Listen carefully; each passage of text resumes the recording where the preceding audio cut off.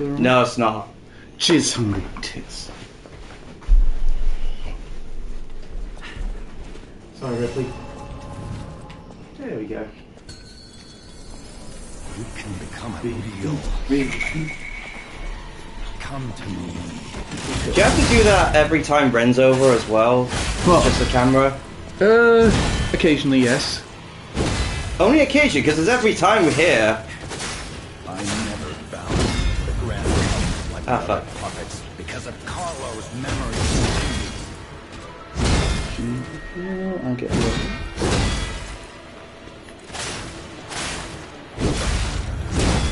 I've got to alter Okay, it. fix the title. Yeah, I again the autopilot again. I can fix that on the I can fix that right now. Easy enough. Done.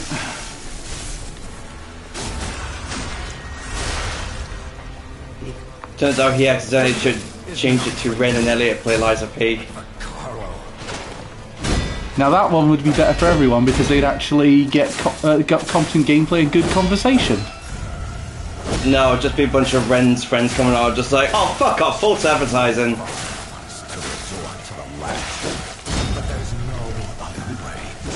What the? Nah, Ren and Ren playing Liza P.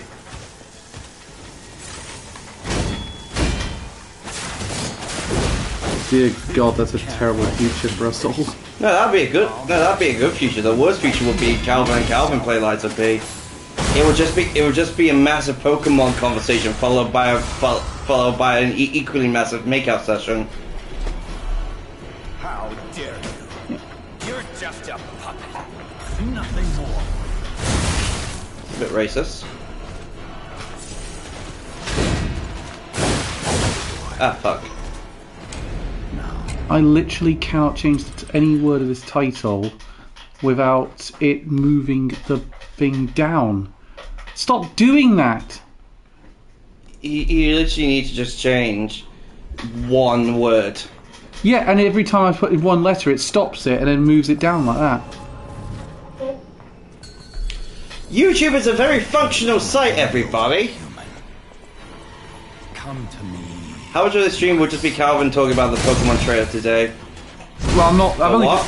Pokepedia got a new trailer. I've only just seen it. I say again, the what? That life sim Because of Carlo's memories within you. that's out. It's that Animal Crossing clone that's coming. The one with the Ditto? Yeah. They just unveiled a bunch of the new stuff in the trailers. Nothing. It did actually say that We've got 3 new Pokemon variants revealed too. Yeah, it's Snorlax becomes Mosslax. We have Pikachu. I know. And I can't remember what the other one was, but there is another variant that's made specifically for the game, for this game. But the weird thing for me is the fact that this is a game keycard release. Which means even the Pokemon company doesn't want to pay for these keycards. For the cards. Well, I mean, they are.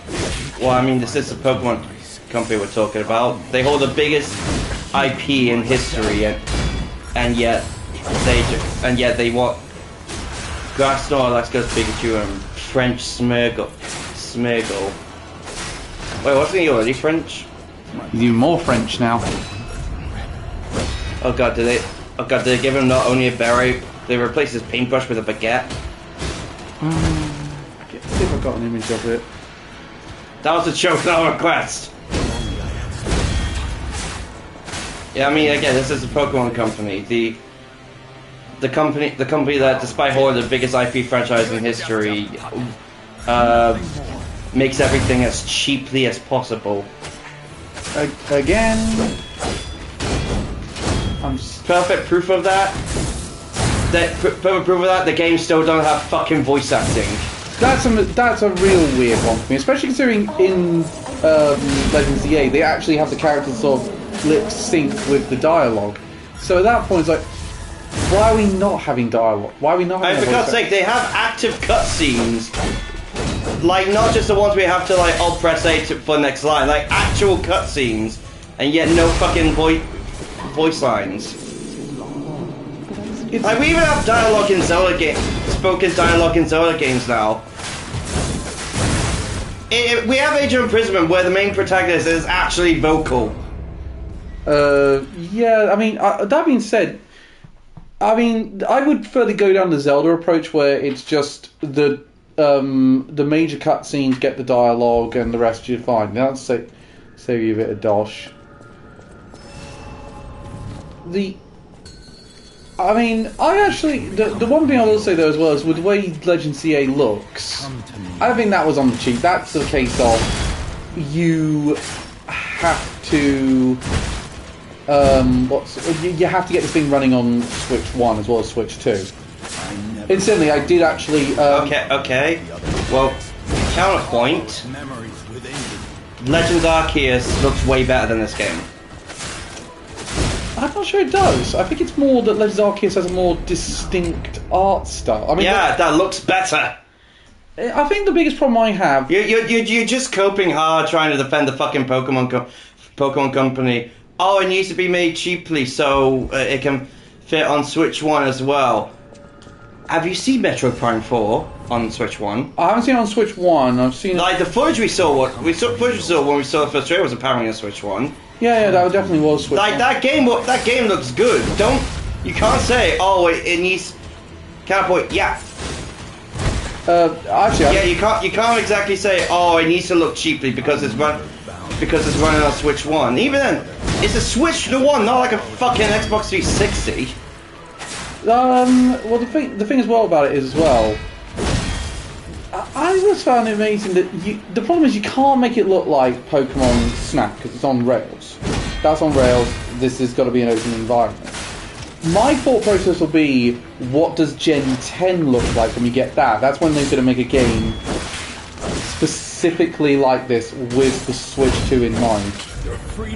Yeah, well, we all know what's going to happen. It's going to look shit again. Not necessarily. I mean, Sword and Shield look really good. Have you forgotten the complaints about the trees? Yeah, the Pokemon looked good, and the towns looked pretty good. The wild area was pretty cool. Again, the wild area with all the bad-looking trees. He's trying his hard to cope. He's trying his hard to defend this company because I play competitively now. I need to defend everything they do. No, I don't need to defend everything they do. I'm a bit pissed off with the decisions around the fact that everyone who qualifies to phase 2 of a tournament now has to play 2 more matches on day 1 and not get the rest that they need. But I'm also a bit... Is that a complaint from everyone or just a complaint from you? Because the only good looking part was Fairy Town. Yeah, everything else was passable at best. Yeah, again, the Crown Tundra, actually, I like the look of the way that one looked. That looks pretty good. The problem I have with... I mean, I have a lot of problems with Legends EA. I don't really like the battle system. I think Lumio's town is not distinct enough to be a full environment. And it doesn't look like the DLC is going to fix that.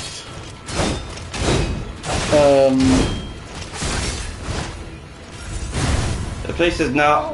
The place was 90% snow.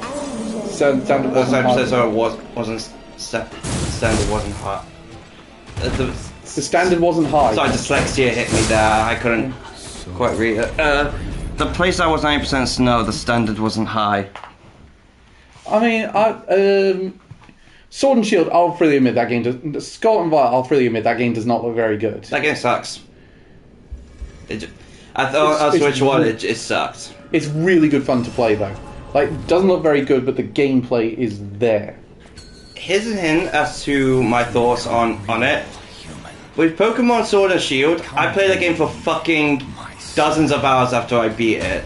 Scarlet and Violet, I beat it, I was done with it the instant I was. So are you really not into the idea of the open world Pokemon, or are you going to Scarlet and Violet looked horrendous. Yeah, thank you, Reese. Yeah, it did look. I wouldn't go that far, but mate, Do you not remember the fucking glitches? Yes, that's where the problem is. I do think, however, the Also, the glitches, the frame rate, the fact that it looked barely improved from Sword and Shield. the battles look quite good though. The battles look good, mate. The battles were turn-based static RPGs. I don't want the Pokemon Company to experiment too much, to be honest. Though, I don't like the idea that they suddenly do all the games active time battle. I think I'd get out of the thing if it went active time battle rather than turn-based.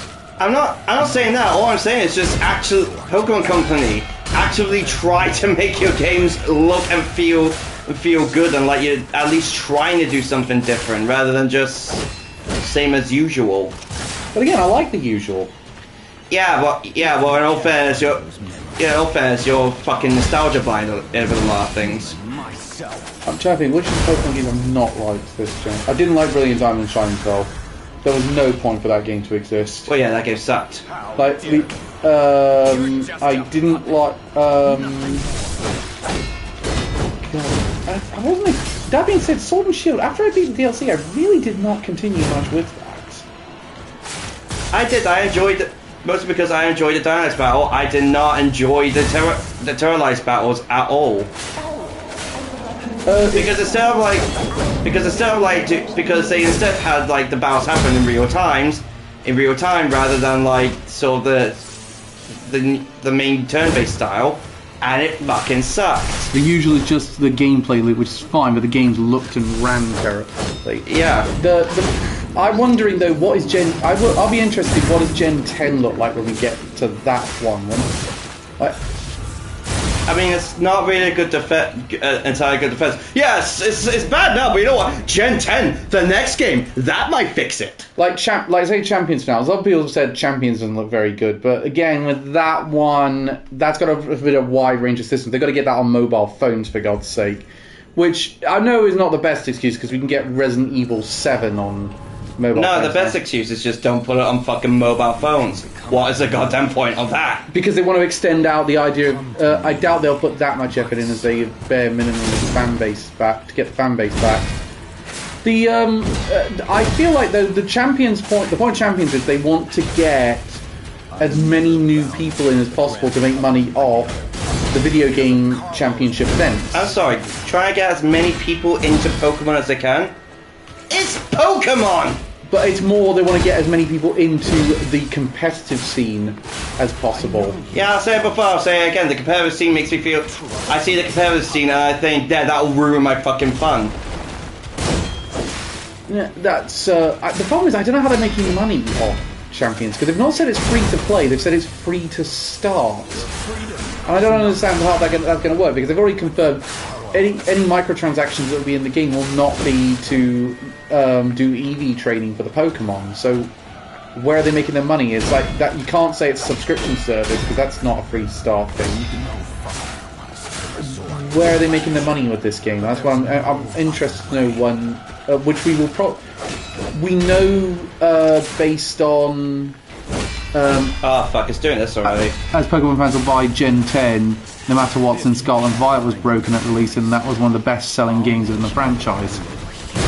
Yeah, that's the thing with Pokemon Company. They just know they don't have to fucking try anymore, because it's still gonna sell like millions. And the problem is, I know we're the sheep. We're the sheep. We're still gonna be buying those games every time one comes out. Legends EA hasn't. It's sold alright. It's not sold as fast as Scarlet and Violet did, though. But you're comparing a mainline game to a spin-off. No, that's like saying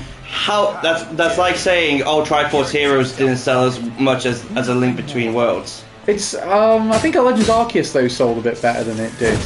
It's not a failure by any stretch. Yeah, because Legends Arceus seemed fucking interesting.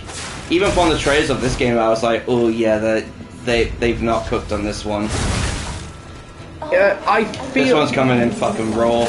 I feel like what's happened here is Legends Arceus was created because they had a very interesting idea of what they wanted to do going forwards. Legend ZA feels like we want to put Mega Evolutions in Champions. We need an excuse to do that. Or as Link's target training on Wii was representative of the franchise. I'll tell you what though, some of the people have claimed... Or saying that Hyrule Warrior sold as well as Breath of the Wild, I guess, for example. Hyrule Warriors has sold quite well actually at the minute. Yeah, but not as well as Breath of the Wild, that's the point. Compare the sales from a spin-off. Compare the sales of a spin-off to a mobile to a mainline game is exactly a good representation. I'll tell you, the funny thing is, Gigantamax was for competitive players. They hated Gigantamax. They always. Well, yeah, because if I'm being honest, that is kind of a late of all the new mechanics about it. That's the fucking laziest. Pokemon get big. Wow. It also made battles really short sometimes. Do you know what? You want to know what it is? They took an example from. Got ideas from the fucking Mario Tennis game on the Wii U. Oh Jesus, that was bad.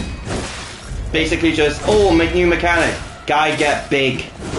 Like Z-moves, for example. At least you can use a defense for Z-moves because they actually there was an interesting idea there, and there were a few unique ones. I didn't get that sense with Gigantamax. Like, there were a few unique Gigantamax things, but it did feel quite of a cheap mechanic. The main reason I like Dynamax was just because it made grinding a lot easier. Oh yeah, that is true. It did make grinding a lot easier. It's the one game where I actually got Pokemon up to level 100.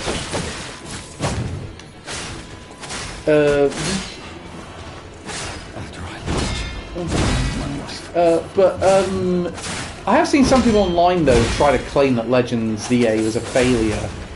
And I'm like, it's not a failure. It's just extremely mid. Well, they meant a commercial failure and a financial failure. Like, no, it fucking isn't. To quote Scott the Woz in his Lord of the Rings Gollum playthrough, it's not bad. It's just kind of fucking lame. It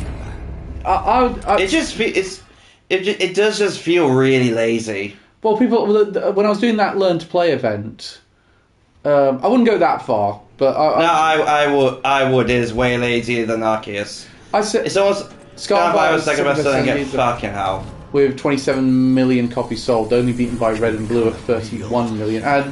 Surprisingly, the first game was the one that sold the best. I thought it would be like Gen 2 or 3. No, I was there. Gen 1 was a phenomenon. Oh yeah, that's the year turned 40, right? People were buying Game Boys to play. Towards the end of its life, people were buying Game Boys to play Pokemon. You could not escape that one. The worst, the weird one though for me was Ghost of Yote.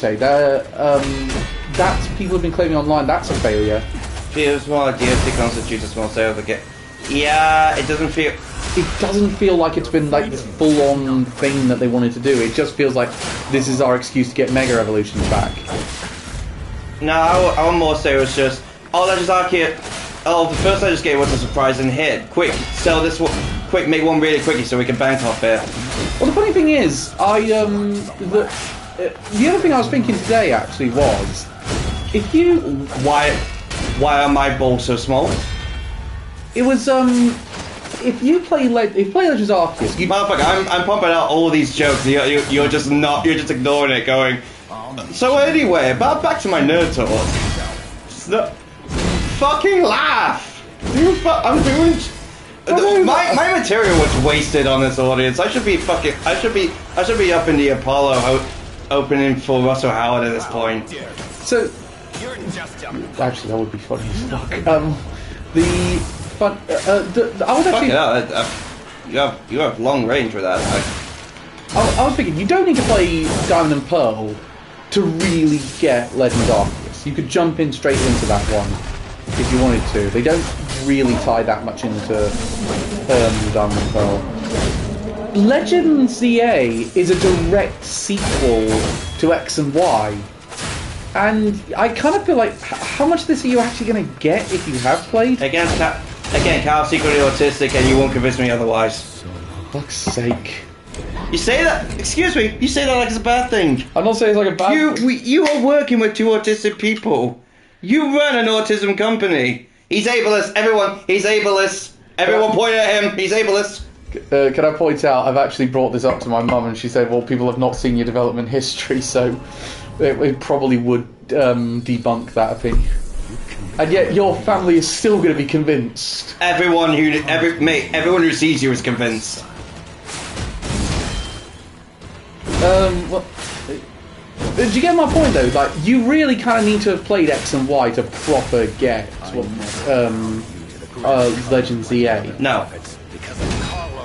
It's been over a decade since I played X and Y. I did not feel confused at all. How far into the game are you? I'm heading up to rank C. Right, you are kind of getting to the point where they really try to... Linda refused to title Calva as a long-running joke now. Speaking of which, I spent most of yesterday looking after, the last couple of days looking after Pablo. And Mum seems to have finally managed to get him to calm down a bit a lot of the time. And get him... the problem is though, he seems to stop wanting to walk. It's really weird. I took him out yesterday, and I took him to, there's a full footpath that leads to a big farmer's field near Axia. So I took him there, and as soon as I got to the field, he refused to walk into it. He just wanted to go home.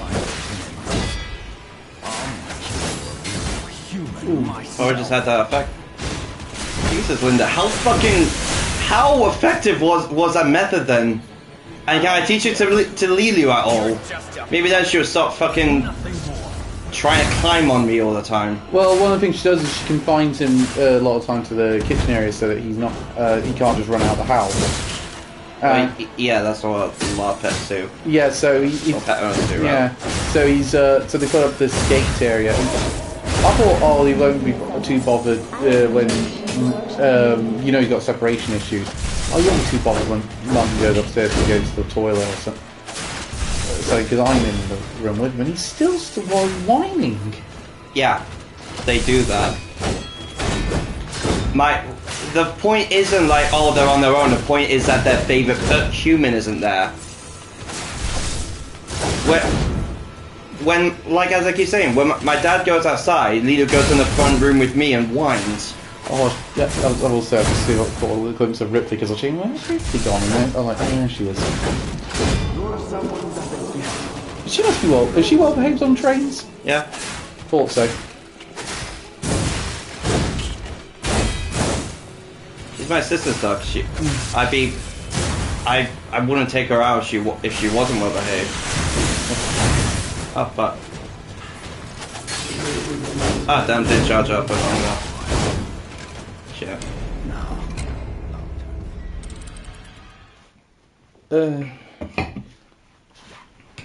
Yeah, Ripley. Okay.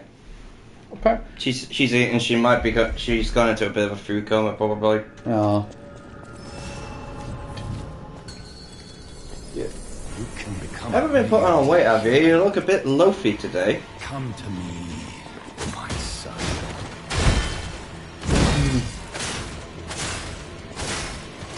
It's just gonna be weird though. We're gonna get free life sims from Nintendo next year. I'm getting sick of them, if I'm honest. One of them is Tomodachi Life. Yeah, that's the only one I'm excited for. To be honest, I'd agree. I'm not huge into Pokepedia, from what I've seen. I'm just sick of life sims at this point. Like, we've gotten so many cozy games, and they all just look like not even Animal Crossing clones, like Harvest Moon clones at this point. Yeah, that's the thing. I'm not a huge fan of Harvest Moon, so Harvest Moon clones don't do anything for me. The new Animal, whenever they make a new Animal Crossing for Switch 2, are you going to pick that up, or do you might wait a bit on that? Probably not. The reason Tomodachi Life is going to work is because it's just so insane. that you're gonna just love every second of it. Well, it's just a fun. It's just a fun, like turn your mind off, check in every once in a while. I got burnt on items way too early. I dropped off Animal Crossing. I didn't even get.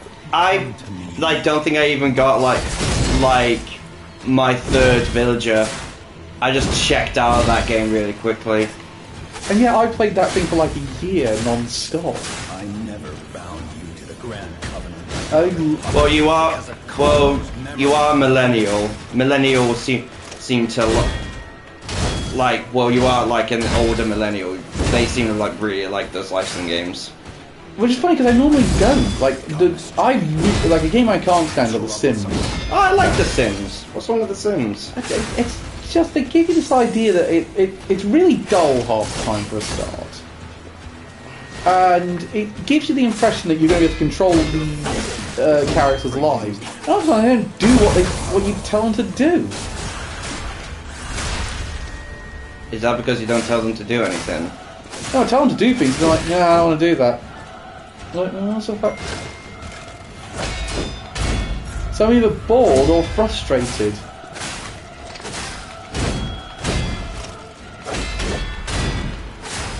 You do a lot more in that game than you do in Animal Crossing. I'll tell you that.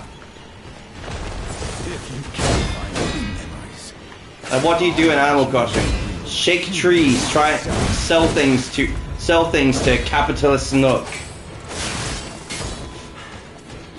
Yeah, to be fair as well, with New Horizons, it did take them a while to really add a bunch of features that should have been in the game at launch. Yeah, because they were features that were in previous games. What, Nothing more. It almost seems like when Nintendo are struggling, they start being like seem to be like actually really good and nice, and yet then when like they're doing well, it's just like okay, turn on the counter meter, turn on, time to beat dicks, everybody. We're officially successful. Well, successful now, and they're putting out really great games at the minute. This year they've had a lot of really good releases. Most of them from other companies. Hyrule Warriors, that's pretty Koei Tecmo. Mario Kart World, that was pretty good. I more mean games in general.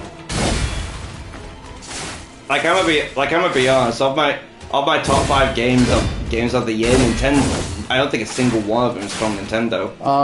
But I reckon that's going to change for me because at the minute I would say I really like Donkey Kong Bonanza. Hyrule Warriors has been great.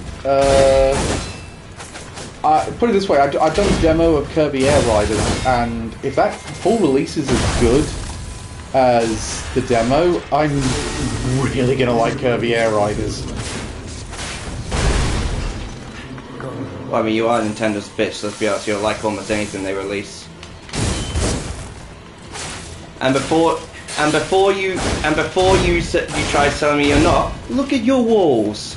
I think what has come out. What else have they got? I mean, Metroid Prime 4. We both agree that looks really good. I haven't seen it. I've seen barely anything of it.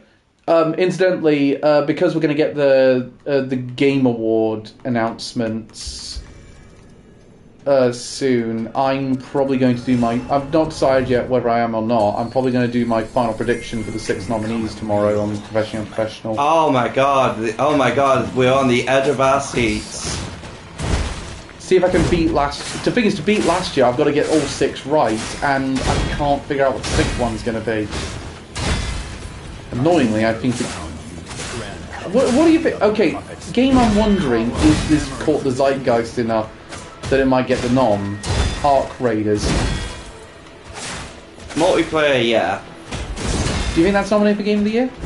No idea. I don't know. Part of me thinks it's going. Do you know what it is? It's going to be really annoying if it gets nominated. Look, do you know? I'm gonna be honest. This is part of the reason why I struggled a bit with professional, because I would be asked like all these speculatory questions about video games, and I'd have to bullshit, and I essentially have to bullshit an answer, because if I was entirely honest, my main answer would be either I don't know or I don't care. So it's because I don't enjoy doing the speculation things. I'm just there to see what's coming out. So mostly. Yeah, I get that. That's a good point. To be fair, the thing that actually though, to be honest, the one thing I will say, not last time we had a live service multiplayer game of the year was Overwatch. Yeah, I don't think it's not going to be game of the year. No, Reese got that wrong. 2017 PUBG was nominated. The fact that you fucking remember that. That was the best year for the awards. That was the best. The other 4 awards were the best time they got selection because all of them could have easily won, and it would have been a great choice. Because it was Horizon, Zero Dawn, Persona 5, Mario Odyssey, and Breath of the Wild. Again, the fact that you remember that, yet you can't remember which of your employees has pets. The fact that you remember that and you got the fucking alphabet wrong on Tuesday. Oh yeah, Overwatch won it in 2016, so I doubt Art Raiders will win, as it will get delisted eventually. That's the thing. I think the thing is, you say that Art Raiders has been doing really well. Like legit, that has been doing. Like my dad's been keeping up, been interested in it, and like it's the first time he's been interested in a flat screen game in a while because he plays mostly VR, and like that has legit been doing really well. Yeah, it's been doing well. I took a little bit of a look at it and I thought, okay, what is this thing that everyone's been going on about? Is this something that I might enjoy? I took one look at it and I was like, I'm glad the people who are enjoying it, but this does not look like it's something I'll enjoy. But yeah, it's an extraction shooter. I'm not. And your main idea for multiplayer games is this something like is this a PvP game I can be shit at? I think I like Legends Arceus. I think I like Legends DA's online mode. Why do you think most of the multiplayer games you play are fucking fighting games? Fair point. Most of the providers are supposed to be using AI to make the assets today with the director defending using AI to create the game. There's where I think, to put it this way, I think Art Raiders might get nominated for a few things, but I don't think it's going to win. Especially Game of the Year. If it's nominated for Game of the Year, it will not win. Yeah, so multiplayer will get nominated. Game of the Year, I doubt it. The thing. And plus, let's be honest. Award shows are all like shams anyway. They're like it's essentially just pay. How much can you pay us? If you pay us enough, we'll fucking let you be a part of it. Oh, the Golden Globes are the worst for that one. They are utterly stupid. Even the big ones like the Oscars, that's it. Like what wins isn't what's nominated isn't what's objectively best. It's how much do you pay us? Put it this way, like perfect example. It's a whole product of the year label that's on a lot of food products. Entry is free. However, to win, if you win, you then have to pay. You then have to pay like a massive fee, and there's a finalist fee as well. Oh yeah, I remember that from Dave Gorman's Modern Life is Goodish. So yeah, all the award things are like they're mostly bogus anyway, just because they're like. I'm really fucking negative today. You're going to be a lot less negative about these awards when Sinners wins Best Picture. If you can't find those men. And I guarantee you, I don't think it's going to win, but it's going to be nominated for Best Picture. Fucking hope so. Otherwise, they really don't have taste. Yeah, no, they will not. They will be nominated for Best Picture, and Michael B. Jordan will be up for Best Leading Actor.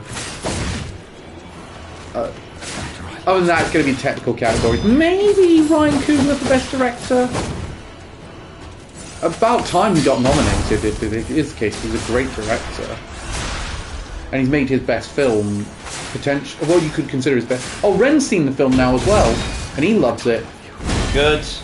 I keep telling everyone it's good, and yeah, it took you like months to fucking watch it. The thing about the game, I feel like though, the funny thing is, the Game Awards did come up on a Twitter thing that went a bit semi-viral because there were people claiming that because Black Myth Wukong didn't win the Game of the Year, if the awards were fixed. Yeah, the Wukong fans are still that annoying a year later. I would say the argument, if Wukong had won, the Game Awards would have been fixed. I'm finishing it tonight as I've watched the first half. You've only watched it. You've watched it in halves. Yeah, given Reese's schedule, I'm not surprised by that one.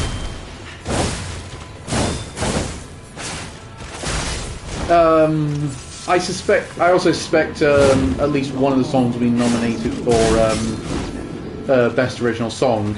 Also, they can get a... What do you think of it so far, then, Reese? What's your thoughts on it so far? I've not had a lot of free time. Really. Yeah, I'm not criticizing you. I'm more just like, oh fuck.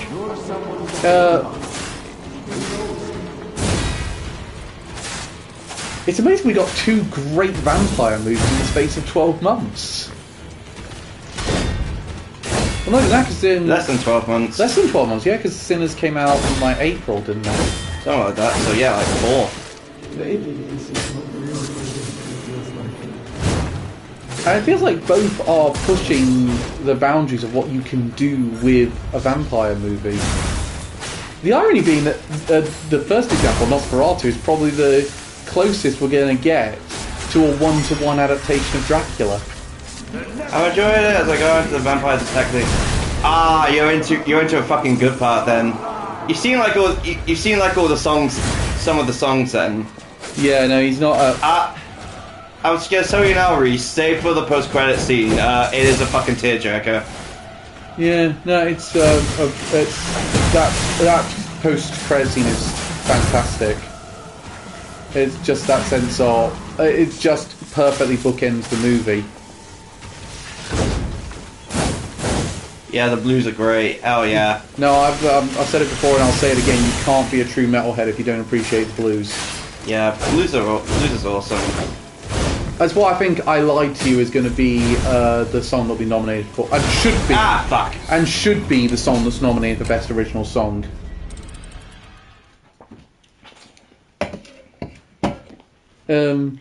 Ripley lying down. Ripley lying down. Ripley standing up. Hey, Walk.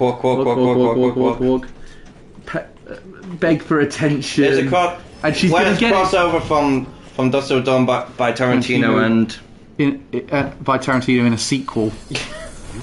Yeah, I agree. It's no. When's the fucking crossover with the Lost Boys?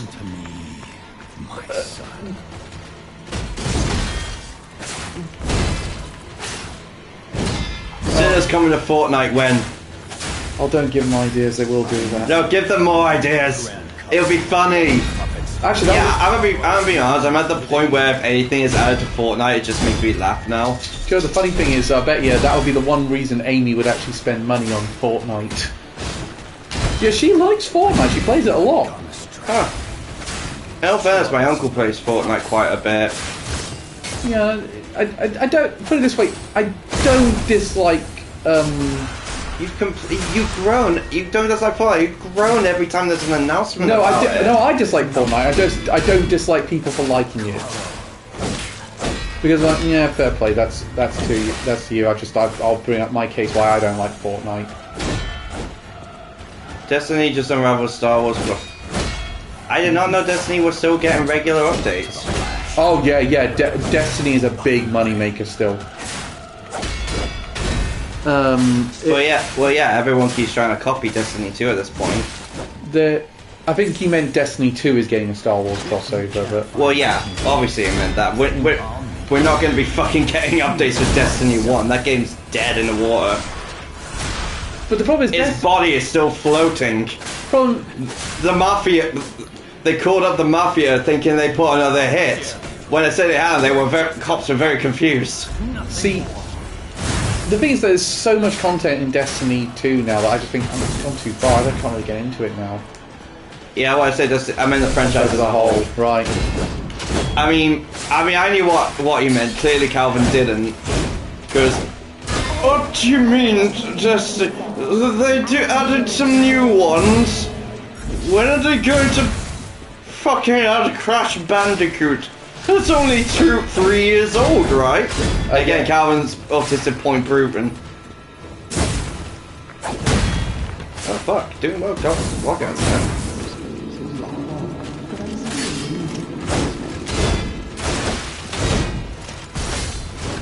Oh, just a quick question. I know you're not going to do it. Can you take a Spectre into this fight? Yeah, I think it can at least. Oh god, you're not down streaming this after me, are you? No, I just think I might get back to it on my Xbox as like a sort of wind down game. Because I this a wind down game. Anything I'm not doing it. That being said, I'm not really thinking of Hyrule Warriors when I'm playing it as well. This is part of my job because I'm bloody loving it. I've seen a lot of people say they're quite disappointed by it. Actually, I don't get it. If anything, I think this is a massive upgrade from Age of Calamity. I partially disagree. For starters, it's another case where the dialogue kind of sucks. I think Zelda's Handmaid is annoying. Weird design. Yeah, this like what the fuck kind of race is she meant to be? Who let the fucking Bacobans work at Hyrule Castle anyway? Yes! The first puppet. Let me guess, that's not the full final boss, is it?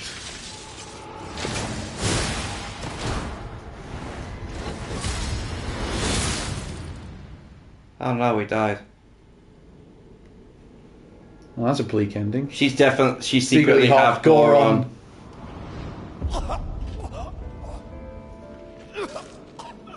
Well, sorry folks, it's him playing again next week. Were you going to Okay, destroy Geppetto, make your fucking mind up. Do you did? No, it's because he was going to destroy my heart. Ah. And he needs my heart.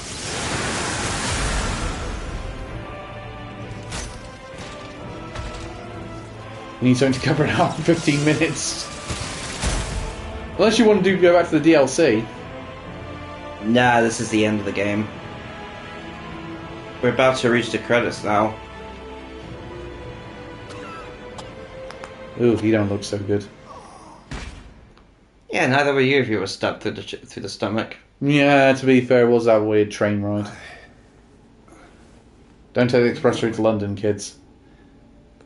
He's a zombie. I brought him back specifically because I wasn't done making fun of him. puppet? That explains why my heart's not been beating.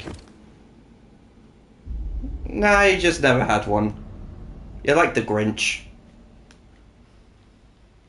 Except I like Christmas.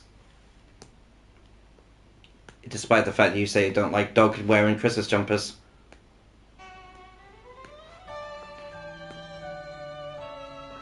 Oh fuck, wait. Did I not...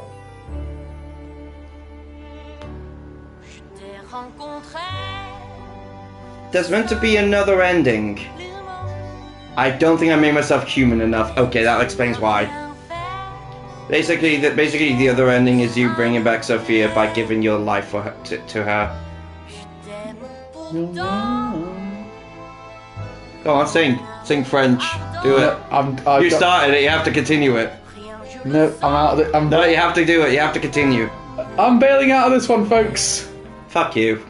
I have a final report on the Crot experiment. Ew, French. I think we have. Get that fromage and scum off my face. Off my game. There are many forms of eternal life. It's intriguing and worth further observation. Noted. And we'll have to get his arm back anyway. I'm counting on it. Expect another report at the next meeting. So that's the origin for Devil May Cry 5. Ah, and when I return, I will find her. For sure. Another key of ours. Dorothy. Yay! Alice in Wonderland! We didn't fight 100-year war to speak that language now.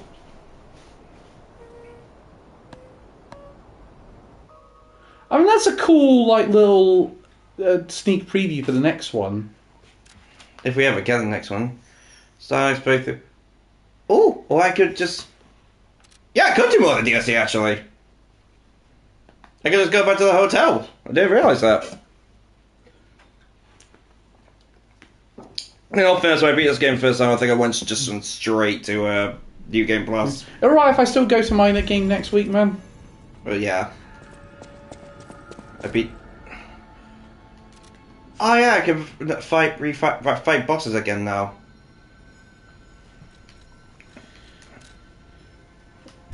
Yeah, again folks, you're gonna be stuck with him next week. If he figures out what he's gonna play. I'll figure it out. Otherwise I'm gonna be playing Warhammer. You don't get a say in this. Relax, so you give me a week off, I was saying, ready. You've been saying that for like the last 2 months. Hello, Ripley. Back to Sonic again. Ah, don't give him fucking ideas. No, I think we're out of Sonic. He'll be finding an excuse to play, a way to play fucking Sonic Unleashed. I wish. You would, come on dude. I like Sonic Unleashed. Half of it's good. Defend the Werehog sections. Alright. Not the worst gimmick we've ever had to deal with. I mean, I'll take that over playing Big the Cat stuff or in Sonic Adventure 1. Okay, I have to use the key on something. Maybe something in here. Oh wait, actually, I'll try going back to the boss arena, see if that... Cheat drink.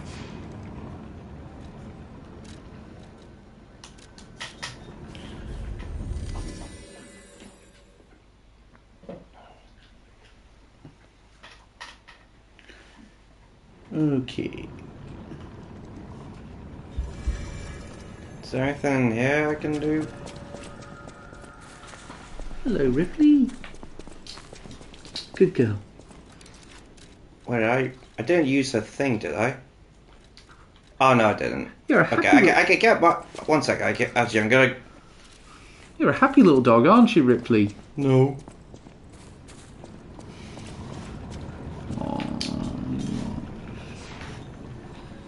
Ripley's on camera!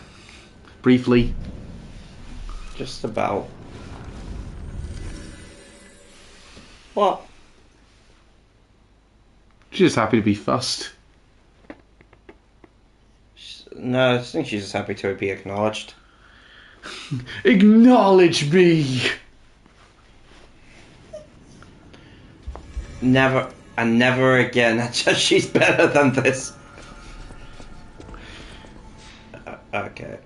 Oh no, wait, no. I need to go to the Alidoro clone. Alright, Rippers, come here.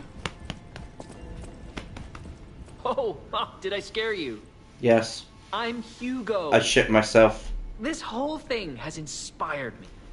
I'm going to try to be the Alidoro of a new generation. I will also keep looking for the relic's true owner. Check in with me anytime. A great weapon calls for a great... Good girl. Macabre puppeteers. Go. There we go. Ooh, you like a rub. Oh yeah, the... Who likes an ear rub? You like an ear rub. Good girl.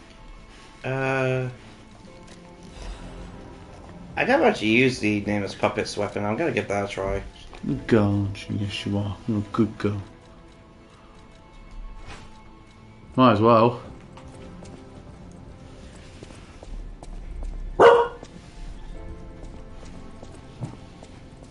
What's your fucking language? What's up with her? Go outside. Ah.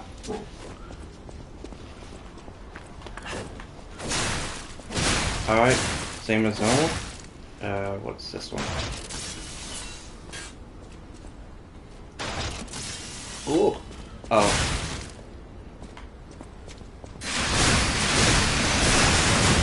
Okay, that's cool. Yeah, that is pretty cool, I'll give you. So wait, am I not able to separate them into separate swords? And I can with the heavy attack, but I just can't with the normal attack. Ah.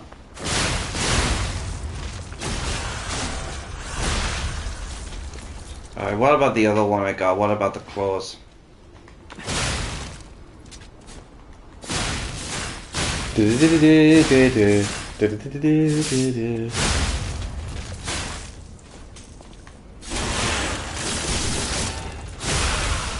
That was pretty cool, bub.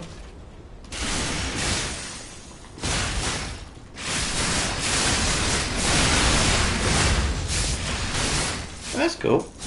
Yeah. I might stick with these for a bit. Cool. You're gonna be Wolverine.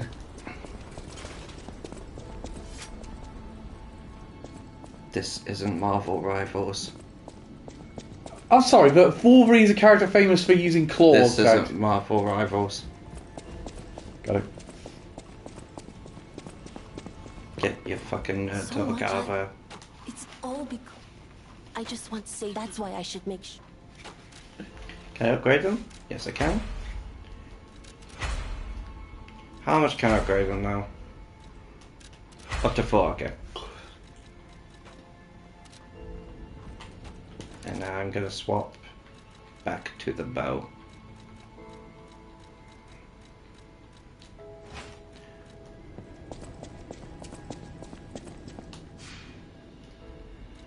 Let's see. Alright, so it's definitely somewhere in there then. That I have to use that key.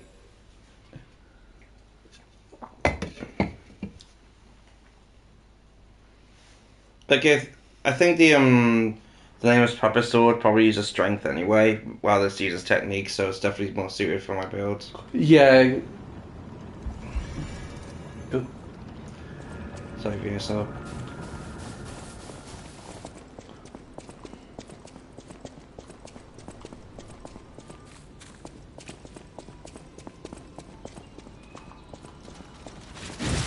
Oh.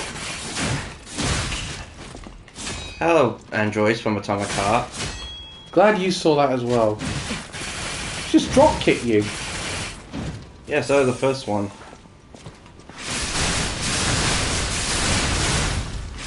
That's one way of doing it. So, I can't do it again. Oh, fuck. I beat the final boss, everybody. Well, yeah.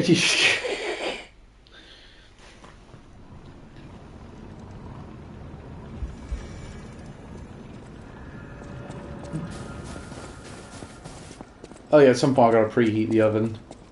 What are you making? Pasta bake. Ah, cool. I like pasta bake like the last few nights, honestly. Not, well, I mean, my dad made enough for I think 2 meals for the both of us, but we ended up, but he wasn't well the last couple of days, so I basically had to have 3 of, I basically had to have it 3 times. See, I'm not complaining. I like pasta bake. See, the original recipe that I got, it called for a portion for 6 people. So I just had to do it I just had to cut it down by 2/3, so it would be perfectly sized for each of us. Couldn't you just like put it in the fridge and save it for another day? No, because I keep forgetting they're in there. Okay. So That's you just don't do leftovers, you just make a new meal every day. pretty much. Fucking hell. No wonder that fucking massive lamb meal was like your fucking lazy day. I've not had pasta bake in years. Usually make normal pasta sauce when I go. That's fair. I don't do pasta bake very often. Not usually. That's my go-to. Just some pasta, some pesto, some sausages, and cheese. Normally. Yeah, pasta pesto is just so good. Yeah. Do you just use normal, or have you used the chili ones? I'll make my own pesto. Oh, really? Yeah, right quick. Do it in like 30 seconds.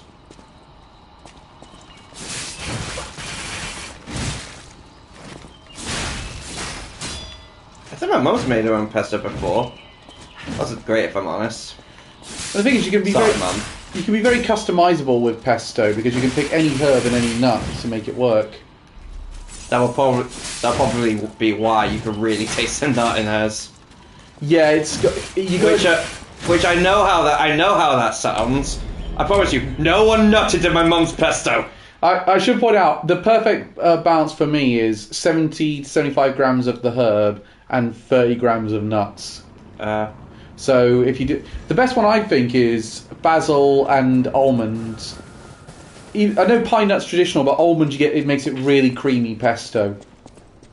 Oh, okay. And it's while you're when it's doing it in the process, you slowly pour in the oil to sort of like create the effect. Yeah, you can hear that, can't you? Yeah. Just, I never noticed that. Just.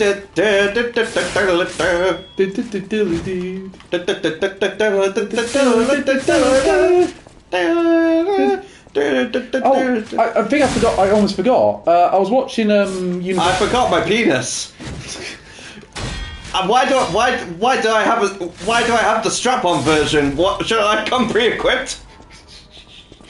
Mum really wanted to watch University Challenge yesterday because it was Sheffield versus Stratford, and Sheffield's where she used to teach. Alright.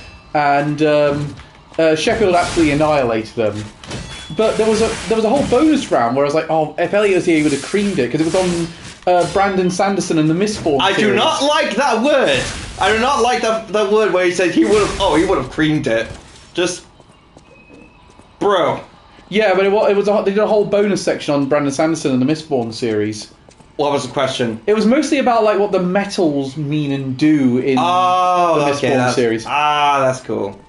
I think it's still on YouTube at the minute. I can get it up for you after this. See how many you would have got right. I remember the elementic powers, but I can't exactly remember which metal goes with which power. I know it's like iron pull and steel push.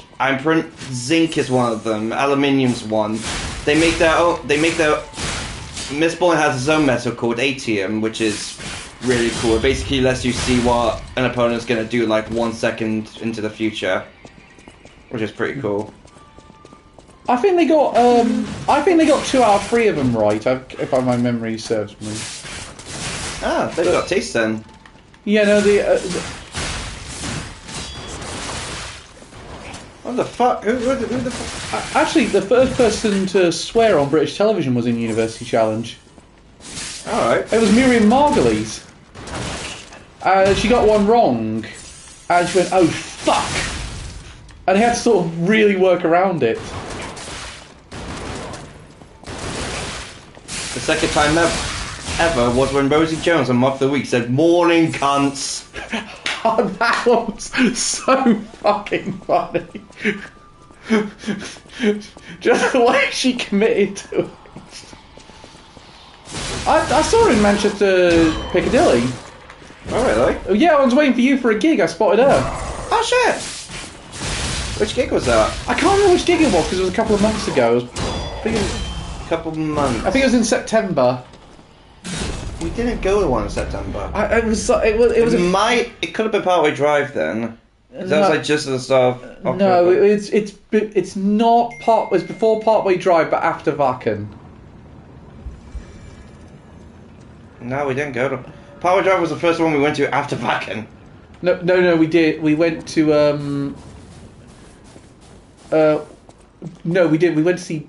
Oh no, we didn't. Battle Beast was afterwards. So yeah, it must have been earlier in the year. You're right. I must have got that completely wrong. Yeah, because we seen Glory Hammer, Lordy, Iron Maiden.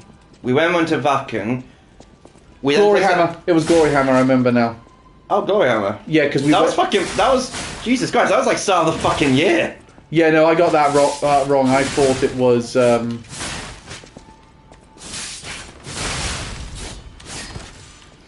I've been watching because Series 18 of Taskmaster isn't on Netflix. I've been watching it on Channel 4, and Rosie Jones is hilarious in that one. And the thing is, Greg Davis does tear into how bad she is at the challenges at times. Like there was one challenge where I think she was they had to throw a bunch of balls at cans to knock them off a wall, and he was just going, "You didn't do very well." And she just went, "I didn't want to bring this up this early into the show. I've got cerebral palsy." Because it was like episode 1, It was one of those. Just like, well, we're going to bring this up at some point. I mean, she's really good on The Last Leg as well. I like her on that show.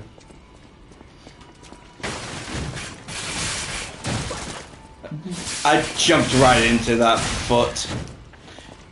It's you whenever you see a foot. I knew as soon as you said that we were going to a foot fetish joke. I'm cosplaying you. I'm cosplaying you. I don't. It's you and Liza P when you see I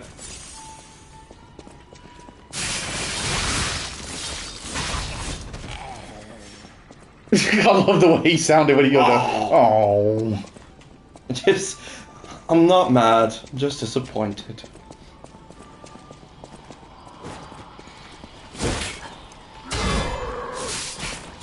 You know what? You got any you on occasion play D&D, don't you? Occasionally. You see quite a few of them at the game shop I go to. Do you have any stories? Because I've recently started like getting back into D&D because Mace invited me to what? Critical Role's back, and Mace invited me to a game and I'm playing my own campaign. Do you have any funny stories? Well, the only time I've written a campaign, I really sort of developed the story and then improvised my way through the rest of it. And it was the idea I had of essentially doing D&D Suicide Squad, essentially.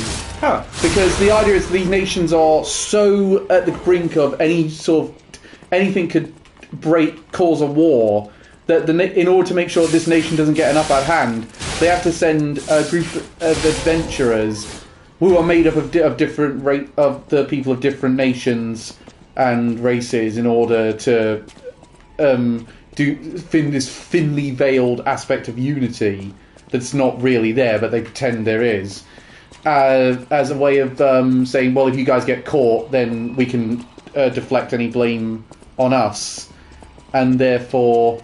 As the idea was that they want this thing that's essentially a version of the Necronomicon, because there's two books. There's sort of the Book of the Dead and the Book of Life, and whoever gets both will have full control over all. So you were looking for the Death Note and the Life Note. Yeah, pretty much. And whoever controls both will control all life on the planet.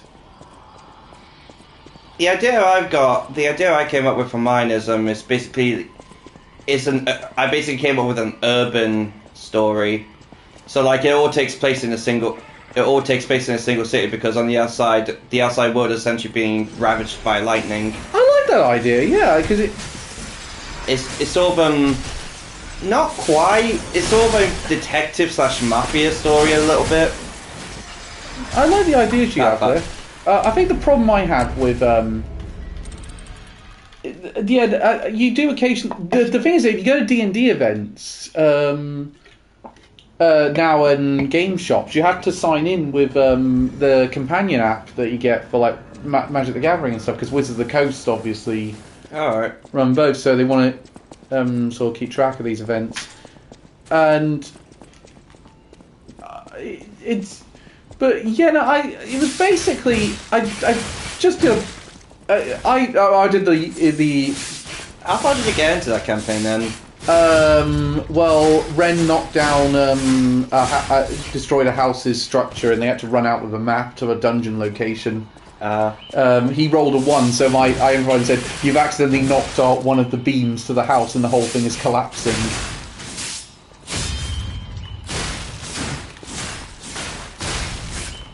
Also, they weren't getting along with the representative in the kingdom I sent with them because one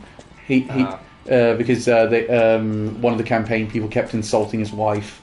What? Right. Not very nice people then, the players. Ren was nice, yeah, but I put it this way, I didn't really get along with the other two. They didn't get along with me. So it became a bit of a player v game master mindset. With the exception of Ren, yeah, because he was trying to sort of help me out with it, because I'd never been a dungeon master up to this point. Player versus DM is like the worst mindset you could have when being in D&D, because like it essentially just means it's less trying to face against any threats the DM brings in. It's more just I'm gonna screw you over before you can screw me over. and like the thing, especially because if it is DMs versus Game Master, it's incredibly easy for the DM to win. And 4 words: rocks fall, everyone dies. There was a bit of a eye-rolling thing when it was. Or it's just bring a Tarrasque, or just have them all be at the first session, and then it's like, okay, the town is attacked by a Tarrasque. Roll initiative. No wonder the well, I might have got this wrong, but I got a sense when I sort of like was revealing the plot, they were going, oh, for fuck's sake, it's just Suicide Squad. It's like, yeah. Which is funny because you don't like Suicide Squad. Yeah, but I thought because my justification was, okay, if I'm going to do this idea, there needs to be a reason why people can't just go for these things. Why haven't one of these nations just gone to get these really powerful artifacts? Oh, right, because if anyone actually tries to do it, it's going to cause a massive political clusterfuck that just no one's going to be able to come out of looking good. I mean, thin justification, but justification nonetheless. To be fair, yours sounds way more interesting, Elliot. I mean, fun sounds of it. I'm putting, seeing as you said yours, you just came up with the idea and improvised it. I'm actively coming up with a lot of ideas for my work, for my world and whatnot, and like enemy factions and stuff like that. So yes, I think I might be putting a bit more. In all fairness, I love like sort of. I love world building and things like that, so... Do you know what it was? I actually did have a plan in place for how the story was going to go. Yeah? Which I had the beginning, I had a sort of the middle point, and I had the ending. But, Yeah, you can't mean multiple adventures and stuff like that. Well, the plan was to turn it into a trilogy. So, and the idea was I was going to make sure no matter what happened... I'm doing terribly at the minute. No matter what happened, and as soon as you got to the end of the first one and the end of the second one, the players were going to succeed on some level, but they were always going to fail on some level. So that way they had to go into the next one more determined.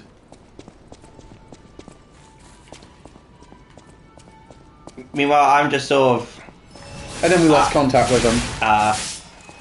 As in they blocked you on Facebook. No, I never became friends with them on Facebook, actually. As in they blocked you on MySpace. No, one of them moved to Japan. That's how much they wanted to get away from me. One of them moved to Japan, one of them's Ren, and one of them's in prison. No, it wasn't Simon, I shall tell you that. Oh, good. I guess the Simon will see that and just... Do you think like, Simon has the concentration levels to play Dungeons and Dragons? I don't think motherfucker, he doesn't have a concentration... He doesn't have the concentration levels to stay awake when we were going to Germany. He doesn't have the concentration levels to ask someone's age before trying to groom them. Oh, yeah, we went right there. Motherfucker, we mentioned it so many times. Yeah, I know, it was just like, I thought... And also, the dude's in prison, what the fuck's he gonna do? Yeah, no, he couldn't sue us for that one, even if he wanted to. Because... Her body's in the ground. There's a metaphor there somewhere. Anyone want easy access right there? It's dead, it's fine. For people wanting to send hate mail, Elliot's address is... It's dead, it's not a human. The funny thing... I've read stories, I've read fantasy stories that have more fucked up things. Oh yeah. We've watched Made in Abyss. I also watch a series by a YouTuber called Mr. GG where he watches a bunch of disturbing documentaries. Oh, thing I want to... and the stuff that happens in those things way more disturbing than anything you could possibly make up. Quick, have they done the one about so documentaries? Yeah. Have they done one about Dr. Carl von Tanzler?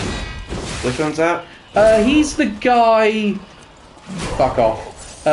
He's the guy who got really into one of his patients who had tuberculosis. He was whacked up, so he couldn't do much of anything. No. And he proceeded to pay a lot for a funeral cost, then stole the corpse and lived with it for several years. No, there's a documentary of that. There's a couple of documentaries about that. No, yeah. he hasn't done one of them. However, if you need a hint as to one of them, there was one of a doctor who, you know, if someone's wanting to get pregnant and their partner's, you know, not really working very well, I know who you're on about. He used his own samples. Yeah, I'm aware of that one. There was a Netflix documentary about him as well. There's been a couple of those stories.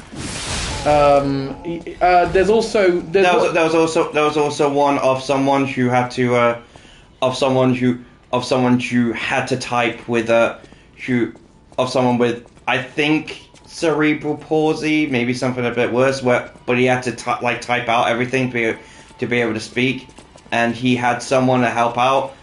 Yeah, she essentially groomed him and had sex with him, and yeah. No, there was one on Netflix. It was called The Man Who's Fathered 1,000 Children. Yeah, that one. He talked about the one done by Blumhouse. Because I learned during that Blumhouse probably makes some documentaries. Yeah, Blumhouse, they did The Worst Ex Ever and The Worst Roommate Ever, and they hired some good animation people for that.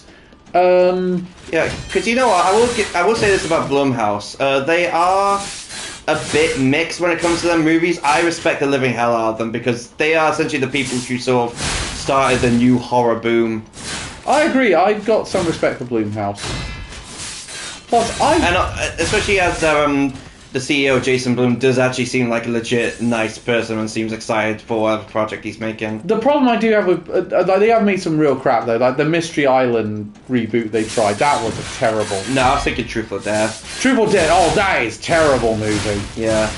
Did they do that one Countdown, you know, about the app that counts down your life? No, I don't think so. That's an appalling movie. That one's bad. There's one that... They've done the Freddy movies, though, which I think is cool. Five Nights at Freddy's, yeah, that first one was pretty good. The second one's coming out soon, I'm pretty sure. Yeah.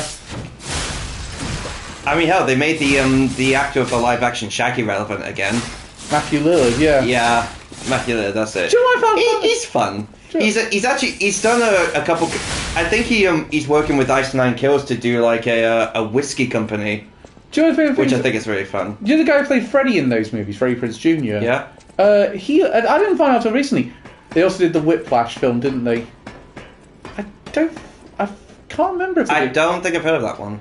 Freddie Prinze Jr., who plays Freddy in Scooby-Doo film, he was a writer for WWE for several years. Oh. I will say now, the live-action Scooby-Doo films, incredibly underrated.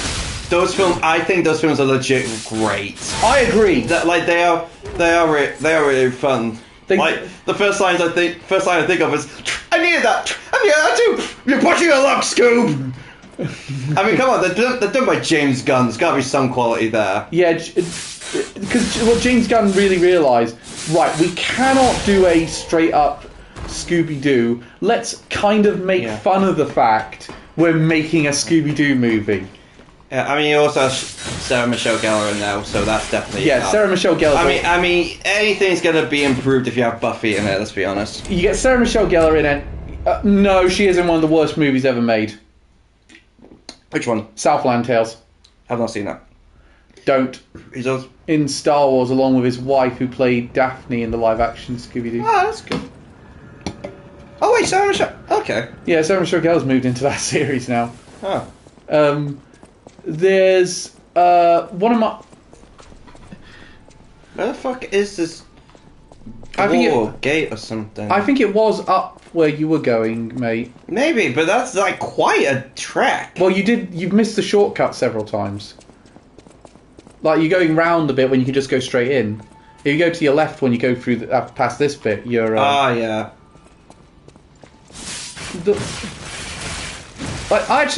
Weirdly, I think the second one of those is better than the first one. What, the Scooby-Doo films? Yeah, I agree, actually. Like, it could just be because I watched that one more than I watched the original. No, it's funny because I would say. But, I mean, they did the fucking funniest thing with the first film by making Scrappy Doo the antagonist.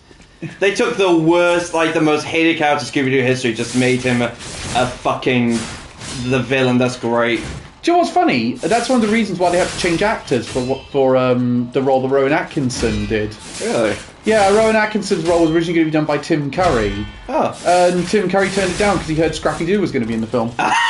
Yeah, the second film was better. Yeah, thank you for agreeing. The second film was genuinely. Second film was a bit. I would still happily say that film was amazing. Okay, as soon as you get this one, we can take the shortcut. Yeah. The also honestly, I don't know why people were saying those films were bad. I agree. Like those films, they're mate, so good. Mate, you can go that way. You get the shortcut. What way? Go through there. Ah, yeah. The no, my favourite. Also, one of my favourite movie themes. The pop punk version of the Scooby Doo theme is fantastic. Yeah, that's awesome.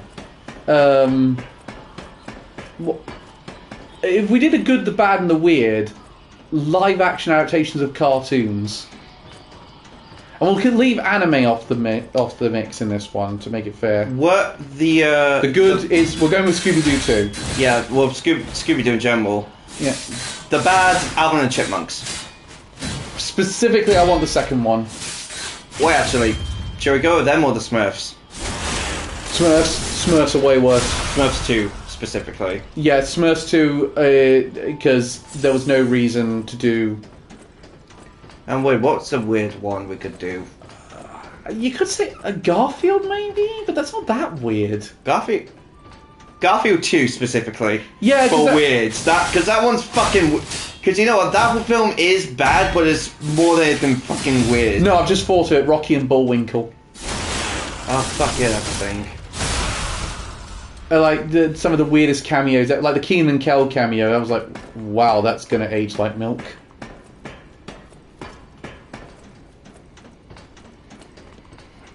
Flintstones wasn't too weird. Yeah, no, that... I'd say it kind of was specifically because in one of the movies they had the characters do a fucking written exam and try to imply that Barney is actually incredibly smart.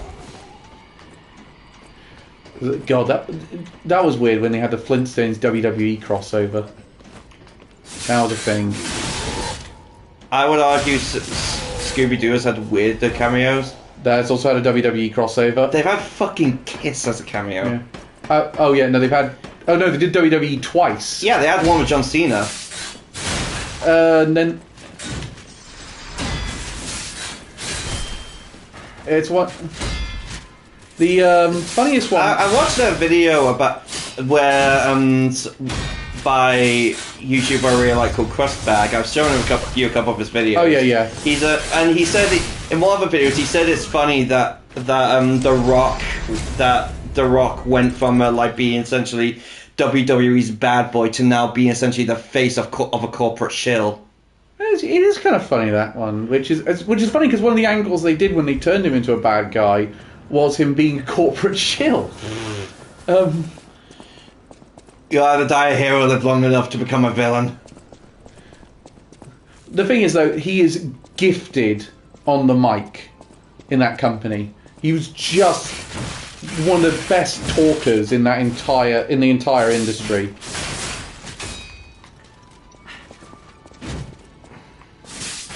Oh fuck! I have an idea for I just had an idea for the fucking good, bad, and weird. I can't fucking remember what it was. Well, I've had another one as well. Dwayne Johnson films. Good, bad, weird. What are we going for? Good? Well, okay, we'll leave his most recent film out the mix because that's going to get him nominated for an Oscar. Which one's that? Oh god, it's like it's the one where he's playing a fighter, and I can't remember what it's called. It's just come out in cinemas, so we haven't had a chance to see it. I want to put Scorpion King in the good section, but I think I'm the only person who really likes that movie. I think this is kind of proven. I have not seen that many films with The Rock in. Oh, we had the terrible live action. Oh, mate, shortcut. Yeah, I'm getting there first. Oh yeah. We had a terrible live-action He-Man film with Dolph Lundgren playing He-Man. I do not remember that. No one does. Oh, thank God. Was that how? I like Scorpion. Oh, he like Reese likes Scorpion King. Good. Not He's alone. What about so? I mean, what? I mean, The Rock's been in quite a few bad films, but is there any reason why it's not going to be Tooth Fairy, or are we going to put Tooth Fairy in the weird? Oh no! Wait, bad. Red one. The one where he sent his bodyguard. Oh yeah, that one's pretty bad. That one's horrible, from what I remember. The Rock, it was on the Chinese Die Hard knockoff called Sky. Oh, fucking that film! I never saw that, but I fucking remember seeing ads for that, I think. Yeah, same. I remember seeing ads for that one. Also, he was in one of my most. I'm surprised how much I liked this movies with Sean Hobbs. Oh, you know, actually, I thought of one for good. Moana. Yeah, okay, we'll have Moana. If we're counting that. Because Yes. it is animated. Yeah, no, I'll count it. Yeah. No, and also, I never joined in the whole complaining about The Rock singing in that movie. Because... He's charismatic enough. Yeah, that's the point. He's charismatic enough. He can pull it off. So, that's where it works. Where it doesn't work is when those instances they kind of auto-tune the shit out of them. There's also another example when Pierce Brosnan tries to sing in Mamma Mia. Oh god, yeah. And it's like, he's not charismatic enough, so he can't pull it off. I mean, perfect example, Russell Crowe and Les Mis. I am Chevelle! He's never going to live that down. I'd probably even say Hugh Jackman in Les Mis. He's not that great in that. No, I've heard a lot of vocal coaches say he was in at Black Adam. That film killed the DCEU. I don't think it was the sole thing that killed the DCEU. The DCU was dead long before that. It was on fucking life support at that point. You know what? I haven't seen one, but I just imagine this one's weird. The new Jumanji movies. They're not very good. I don't mean for weird. Yeah. Jumanji itself is weird. Yeah. Did you ever watch the Jumanji animated series? No. It was quite good. I've only seen the first Jumanji movie. But that's a really good movie. Yeah, that one's fun. But then it gets Robin Williams. Yeah, there have been very few bad Robin Williams films. Even the ones that weren't considered great, that were at least fun. I'd say his worst film was probably Patch Adams. Maybe Flubber. No, Flubber's bad. Patch Adams is insulting. Yeah, okay. Yeah, apparently he wanted to take creative control of the DCU before the reboot and pissed off James Gunn.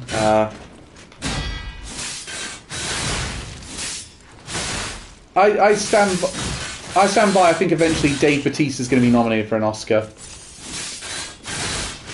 He is definitely the best actor to come out of the wrestling. Oh, Reese loves Flubber.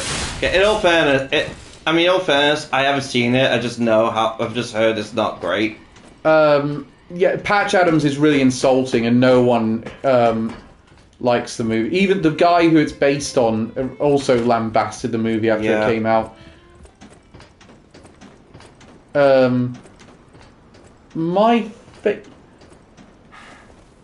really like one of the films I like, and I know it got turned into a bit of a Family Guy joke that people think it's a bad movie. Was What Dreams May Come. I think I've seen that one.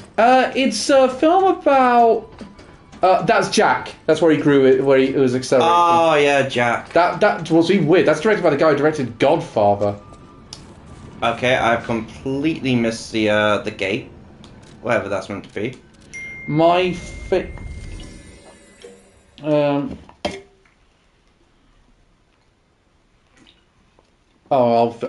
say that. I'll talk to them later. Someone asking about who's going to Germany in a couple of weeks and what travel options did they take. So they're asking for a bit of help with travel. I'll message them after stream. What Dreams May Come is it's potentially about a doctor who dies several years after both of his children die, and he leaves his wife behind, and he sort of creates his own heaven.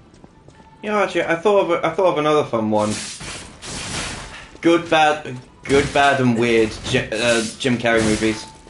Okay, well, I'm going to restrain myself from picking Sonic. Well, in the yeah, Sonic movies. obviously. So that's off. For good, definitely Mask. I was going to go for Liar Liar, but alright. We can put Mask in weird. I'm for Mask is a weird movie. even by Jim Carrey standards. Yeah, that we'll film's put Mask in weird. The Blood movie's great. Can I go for good Liar Liar? Yeah, sure. Oh, wait. That's where the fucking door was. Fuck's sake! Jake! Me, myself, and Irene. Yeah, Irene for weird. What about bad? What's a bad one? He's had a few bad ones. He's been a few bad films, yeah. Well, we could say Batman Forever, but I'm not... I think Batman Forever's fun. I think that one's kind of fun. There's also a comic adaptation of the comic book The Mask. Cable Guy? Yeah, that's a bad film. Yeah, okay. That's a bad film. Yeah, so we go Cable Guy for bad, Liar Liar for good, and Me, Myself, and Irene for weird. No, I said The Mask. Oh, The Mask for weird, yes. Cutscene or game? No, cutscene. It appears we've wandered into a Ghost music video.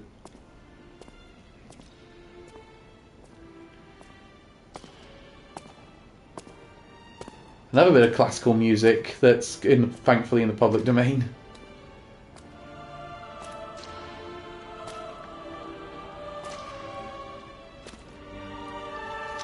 You know, the only time I've walked into a place and there's been blood on the floor and and something good has happened was last time I went to Manchester.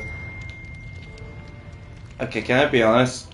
I'm a little half tempted to continue playing this now next week. Alright. If that, we can move on if you want. No, I think we said... Because I am getting kind of interested again. That being said, if I spend another week fighting a single boss, we will move on. Fine, I'll make that deal with you. Gives me more time to figure out what I want to do next. DLC. It's all DLC, this next stuff. There's not really any post-game stuff. Once you beat the boss, it's done. Yeah, it's just here's the little teaser for when we do our Wizard of Oz one. Yeah. Okay, this... Please tell me I'm not the only one who thinks this. She looks like a lot like my elbow with a mask. Yeah, I see where you're going with it. Yeah. Again, I am going to stream Expedition 33 at some point. I'll kill him.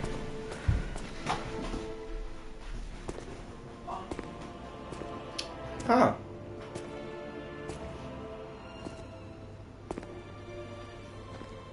Oh, please. Do we get to wear that coat?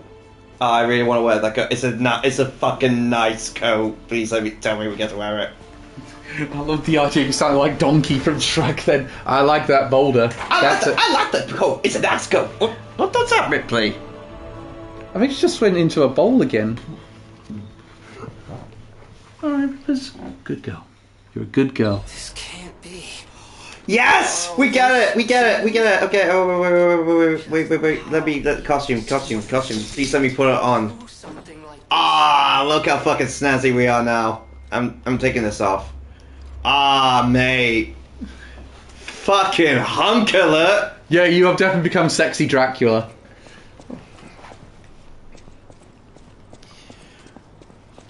Yo, P, you never told me you have fucking Jeff Goldblum from Jurassic Park vibes. Woo! Well, Woo! yeah, well, yeah, want to get caught up in my strings? I sometimes question how I'm not bi. Okay, one sec. I really need a piss. Actually, entertain the folks. I will Talk about professional and unprofessional or something. Yeah, but that's coming up tomorrow. We got me and Reese are going to be. We're going to skim through a couple of the games because we've been off so long that me and Reese don't have time to do literally every single one of them.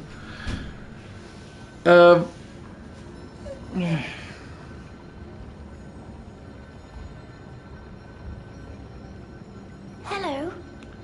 Rosora wants to be your friend. Will you be my friend? It's alright, Ripley.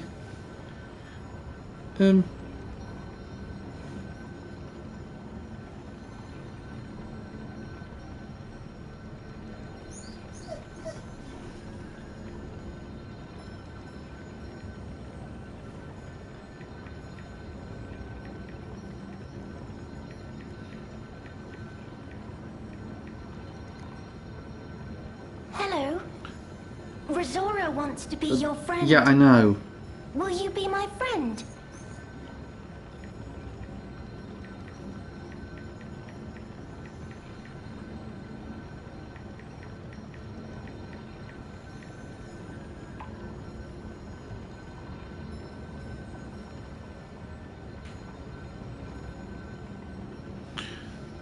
Okay, this is going to be interesting.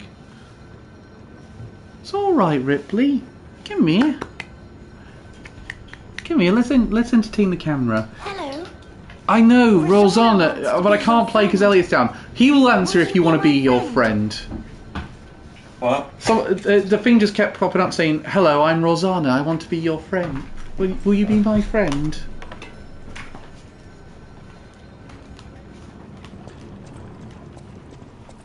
How are you? Hello. Rosora wants to be your friend. Will you be my friend? Rosora wants to be free. But I need my shoes to do that. Please, please help me travel the world. Help me to hold your hand and dance. I will wait for you here. How did you lose Rosora your was shoes then? locked in a birdcage. Certainly, I Chucky. don't know how long I was there. A white butterfly woke me up. God and damn, they fed me. really skipped And the I budget followed on the Chucky white reboot, huh? butterfly all the way here. But I lost my Oh, shoes dear. while I was running. I don't know where they came off. I have a precious friend. I miss that friend dearly. We played all the time at the Rose Estate. Right, your name's Our hearts were Rosora and you filled played at with the joy. Rose Estate. Rosora wants to see her friend again. That's why I have to Were they go writing back this there. on an off day? I want to go back to the Rose Estate. But to do that, Rosora needs her shoes. Please, Don't please worry, help we'll get your Rosora shoes. travel the world.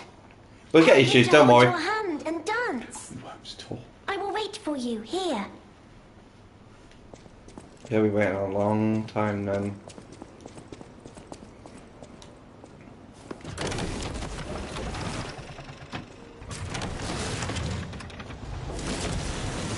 Oh, the Carnival Garden. The tram station's that way. I think it's our That's best a chance big of getting out fella. of here. Are you a big fella or a fig smeller? I'm not sure. Also, are they doing Riverdance? How much is up to the DLC? Yeah, I think we still got a while left. I've only beaten like 2 bosses so far. Yeah, and Soul DLC is usually decently expensive. I mean,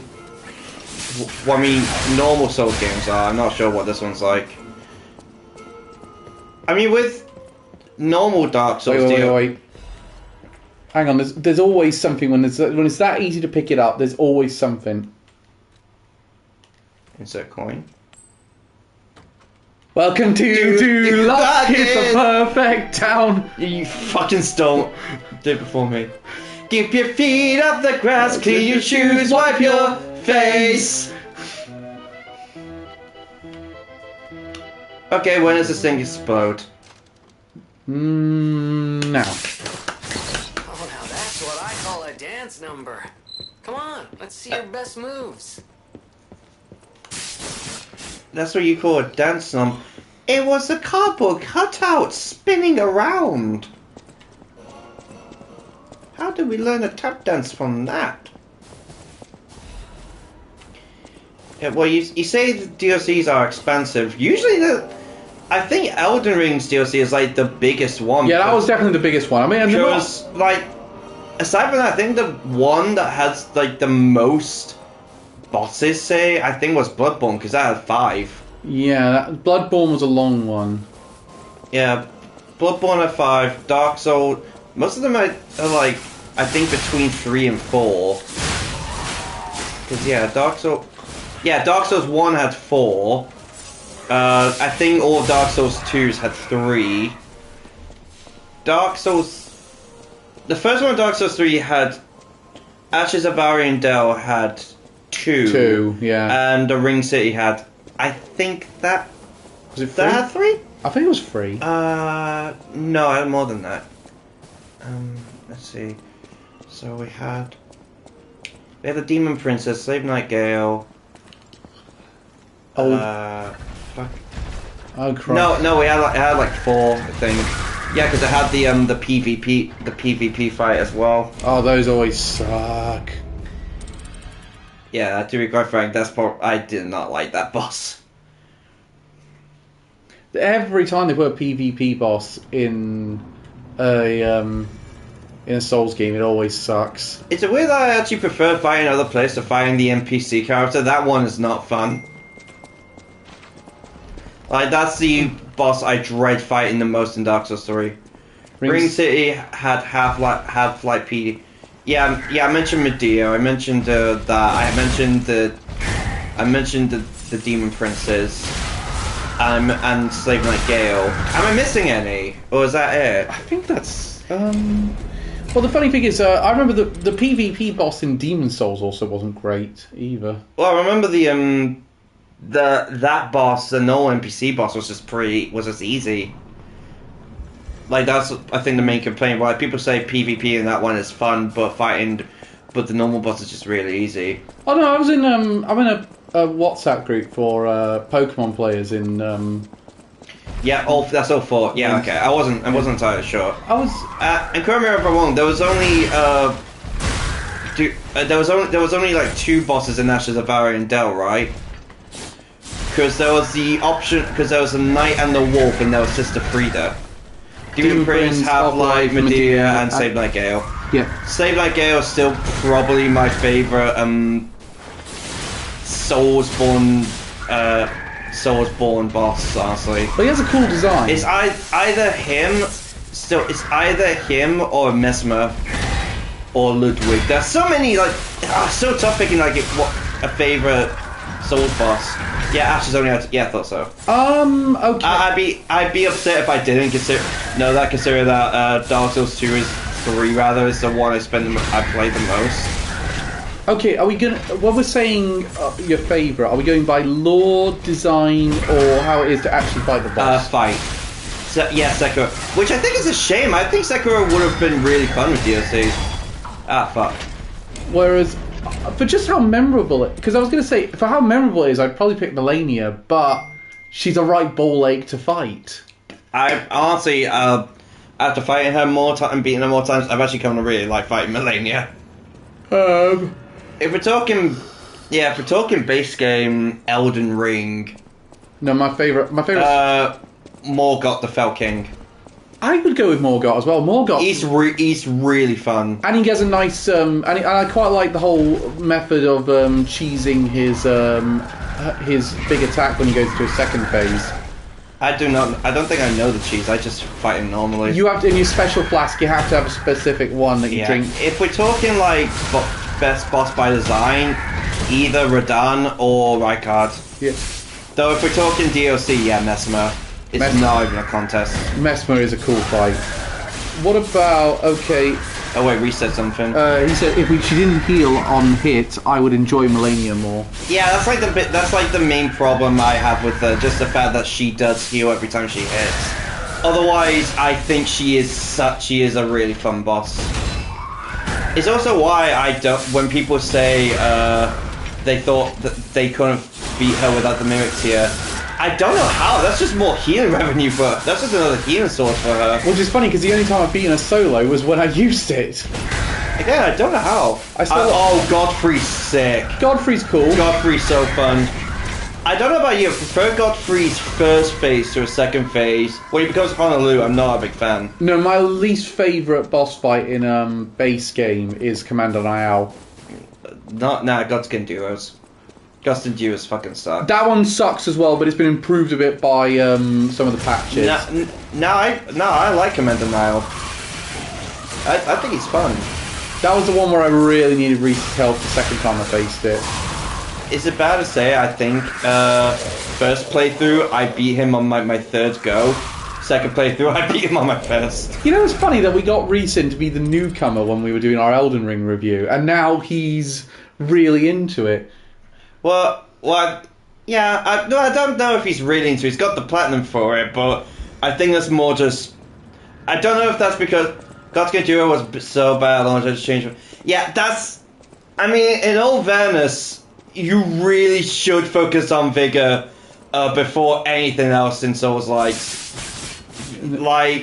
Like getting high vigor is really important. When it comes to like other stats, I mostly just try to get just enough to use a particular weapon, and then that's it. Because to quote what because I agree with what Zero Lenny said when it comes to getting to become as powerful as you can. I won't say I'm into it. I've planned the entire franchise, but overall, say never go above a 7 out of 10 for me. Really? Which is funny because people ask me what are you thinking you're going to score Legends EA when you get around to writing the review, and I think it's probably going to be a 7.5 I think it's going to be a 7.5. I'd probably say it's a low 7 personally. I say that is I say that's too harsh if I'm honest. Reese, the only one I say is a 7 out of 10 is Dark Souls 2. Dark Souls 2 is definitely a 7 out of 10. All the others are like 8 and above. My focus on quick load strength, first kill the enemy before they kill me. But I agree with what Zero Lenny said, with Zero Lenny's advice when he said focus mostly, try and get as high into... You've had my review for a week. Yeah, I know, I'm waiting to get... I agree with what Zero Lenny said. Have high vigor and try getting like a +5 weapon. That's like the best way to go.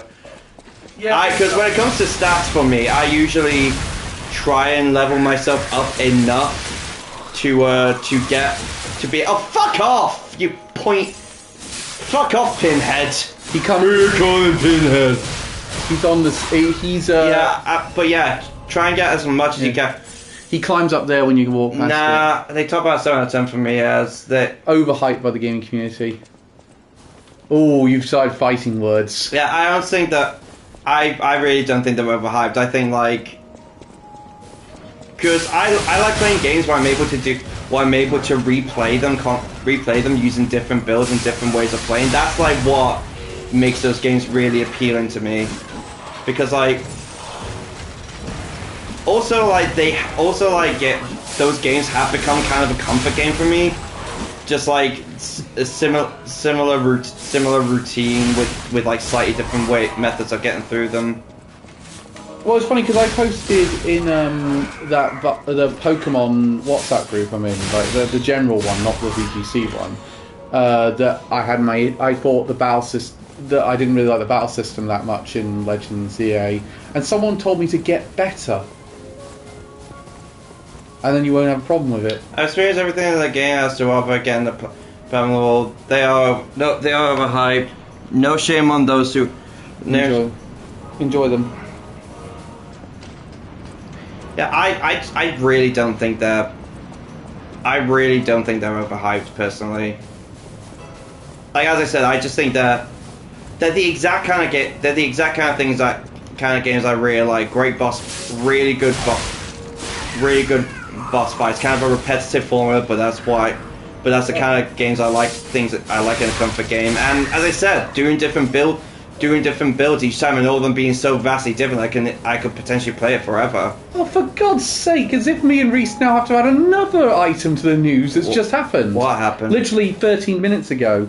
Abruptly last minute, Ubisoft has halted trading of its shares and postponed its earnings call. Today. It suggests there's material news about the company and its future trajectory is imminent. So it looks like someone might be buying Ubisoft. I mean, just to go back to the conversation we have, in all fairness, Reese, you, like, from Elden Ring, you had a lot of problems with the games that I didn't have. Like, you didn't like how cryptic things could be, and you didn't like that you couldn't pause, stuff like that. I mean, I personally don't mind all that stuff. I will say, one of the things about the pause, I've heard from a lot of gaming YouTubers who have kids say that they would prefer if a pause button was added to it, because you can't, because family life is a bit unpredictable, and you might need to. I'll tell you what it has done. It did before I put a sign. It was actually one of the reasons I put that sign up outside my house saying no cold callers. Well, it's because you couldn't pause Souls-likes. Yeah, seriously, I had a bunch of times where I had to deliberately die to a boss because someone knocked on the door. Yeah, I stand by my criticisms. Even Sekiro a lot. Always, even Sekiro always allows you to pause the game. There's no excuse for this day and age. I'll tell you what I did. As I said, I don't mind it. I understand it if you have a problem with it, but I just don't mind it. Genuinely, I died into a little boss in the Elden Ring DLC, and because I had to deliberately die because someone knocked on the door and I was about half health. And then when I found out there was a cold call, I went, "Oh, fuck off!" I don't know if it's I did. Well, to clarify, I think it's more me saying I've gotten used to it. I've just gotten used to to games like that not having a pause button. Yeah, but the thing with that was I did actually just say they just knocked on the door and said, "Oh, well, you fuck off! I just have to die to an Elden Ring boss because of you shameful dickhead." And then I just closed the door on them. That's fine. That's fine. You don't mind, but it's something. I think it's an objectively bad decision. I know why they do it. They do it to be that life doesn't give you a pause button. It's also because the games are online as well. Like with those games, you can be invaded at any time and things like that. So like it is also the online features, I think, is why they do it. One of my least favourite but yeah, no, I basically put it up because I couldn't do online games. And also Reese, I'd like to ask this is a question, I'm generally curious. Do you think that's also a big flaw in the Monster Hunter games? Because you can't pause in those. Oh yeah, that's a good point actually. Well played. You cannot point in Monster Hunter. Pause. Yeah, pause. You know what I mean. Yeah, that's because but you got a bit. There's a bit of a point there that because of the way if I didn't put that sign up in front of my door, the cold calls kept knocking in, which meant I had to sort of say, right, I can't play online games until like past working hours. Yeah. You actually can pause some of the Monster Hunter games. I do not remember being able to pause in a point improvement. I don't remember being able to pause in a Rise. Yeah, you can. It's just play the French. Yeah. This is why I'm glad that you both aren't on Professional Unprofessional anymore. This is because it would have turned into a fight tomorrow. I do not remember you being able to pause in Monster Hunter. All of them. Yeah, okay, you got me on there because I didn't know you could do it in all of them. Have I been pressing the wrong button? Have I been pressing the wrong button then? Oh god, I think you have. I'll tell you what, actually, where the fuck am I meant to go? What's your okay? I mean, you with me? Do you like Rise more than Wilds? I've not actually played Wilds. Reese actually gives me that one, and he's a big Monster Hunter guy that he likes. I'm pretty sure he's told me he likes Rise more than. I've heard a lot of people say that Rise is better. I really like Rise. I know. Yeah, that's why I platinum the game, so I see all the flaws and failures. The problem is I don't have enough dedication to platinum sometimes, because I'll give you a prime example. You think a game I'd really like to platinum, because sometimes they give you really ridiculous. I prefer Rise of Sunbreak over Wilds. One of the most ridiculous games for getting the platinum is Sonic Generations, or specifically Sonic X Shadow Generation. But yeah, because you have to get S rank and everything. No, that's easy enough. The thing that... Oh yeah, you have to beat the final boss without getting hit. Both final bosses without getting hit. I was like, have you faced the Time Eater? It's impossible not to get hit by that thing.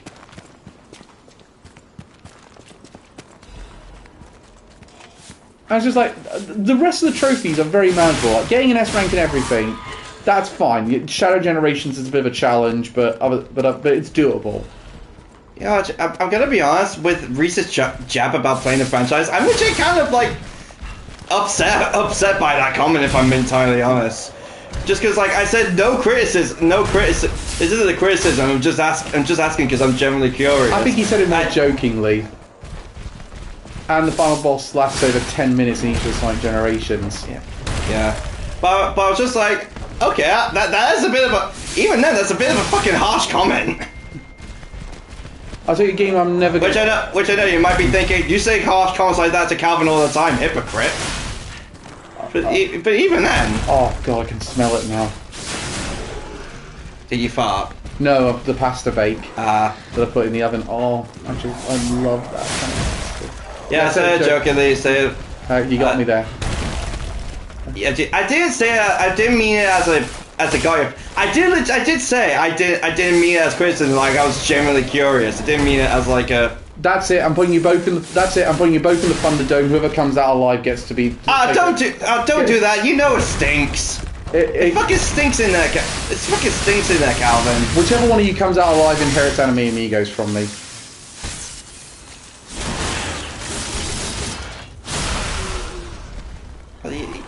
Mate, you think I want to be running that shit? No, thanks. Yeah, thanks. I'd rather be in charge of something good. Oh dear. No, I think if I'm going by it's funny because I wasn't really massively into the Souls games, and I wasn't until recently, and I wasn't really massively into the Monster Hunter games till recently. I think I am massively into both now, and I'll say my personal favourite of all the Soulsborne games now. I imagine it's Elden Ring. Because you do keep saying that one is probably your favourite. Right back at the start. It probably is Elden Ring, though close second, and I'm very, very close second, like as in, I reckon they could overtake it someday, is Bloodborne. Honestly, I say same. Like, as I played more of Elden Ring, I have just come to like it more and more and more. And again, it is mostly because it has, in my opinion, the best builds in any Souls-like. I agree. It's got a really good start. It has really great. I'll tell you what. And like, oh my god, the weapon variety as well, and how they all work so differently. Like, I'd be playing that game forever if I did all the builds I want to. The funny thing is, if you do online in other Souls games, the co-op, the characters they're often quite varied. If you catch it, they're not that varied. If you do it in Elden Ring, there's so much variety in all the different archetypes of people you're going to team up with. Like, anytime I did it with Melania, there was teamed up with people from Melania. It was interesting to see all the different builds that would come up. Yeah, like that's part. Yeah, it's part, like, I think a benefit of playing online that I don't think I wouldn't get, because I just don't like playing. I don't really like playing those games online. If I'm going by what's my favourite Monster Hunter game, Wilds. No, it's definitely going to be Rise at this point. No, Rise. Sorry, that's what I meant. Rise, followed by Worlds, followed by Wilds. I'd say in those order, because as much as Reese will probably tell me off for this one, I'm not a big fan of Monster Hunter Free Try. Despite the fact everyone says that's one of the best ones. I like Generations. That one's all right. But Rise is, in my opinion, the best game in the series. I mean, there are a lot of people that say that the Dark Souls trilogy, Dark Souls 1's the best, which I personally disagree with. Yeah, Dark Souls 3 is the best. Yeah, Dark Souls 3 is the best. Of the trilogy. Yeah, it just nails everything. Dark Souls 3 because it takes a lot from Dark Souls 1. It's a lot more linear. I don't mind how linear it is. The bosses are fun, and it doesn't have the fucking bed of chaos. But Bloodborne is the best one of those lot. Honestly, Bloodborne is so good. Bloodborne is, like, seriously, Bloodborne is fucking amazing. It is like someone made... hello. It's Brian Johnson from AC/DC. Play acting the hero who saves the world. Meanwhile, I have chosen instead to simply look upon this. Yeah, actually, fuck it. We'll make this the last episode. Actually, you sure, man? Yeah, I could just play in my own time. Try only had 18 large monsters to hunt and no high rank or low rank, so it's very limited entry. A lot of bosses aren't the biggest. Yeah. Oh no, I can open this. This is a shortcut then. Actually, Elliot, because we're going to go, you're the big Ghost of Yotei person. Is there anything you'd like to contribute to our discussion about Ghost of Yotei? If I'm honest, I'd probably be able to contribute more to Silent Hill F, because I don't know how far you are into that game, but I've beaten that game now. Well, okay, tell me your brief thoughts on Silent Hill F. Atmosphere, god tier. It has fucking amazing. The atmosphere is incredibly oppressive. It can be genuinely scary, and Akira Yamaoka's backing track and music as amazing as ever. Like when you're exploring the overworld, just by the very sound of the music, you're gonna be scared the entire fucking time. Monster designs really good. There are not a lot of monsters in the game, but it is really fun. I'm not that. But they are really good. Combat, very mixed on.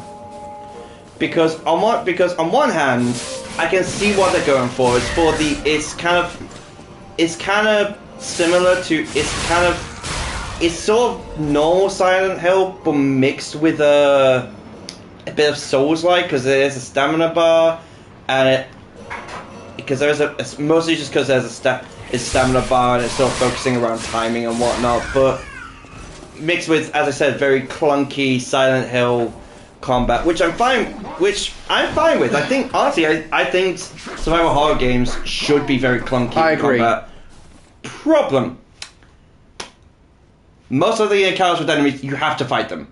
You're not really able to sneak by them because a lot of your exploration revolves around going down narrow corridors and whatnot, and also I'm surprised there wasn't something rolling down to get you there. It's especially egregious in the last couple of hours, because the last couple of hours is essentially a gauntlet of enemies, which I fucking hated going through.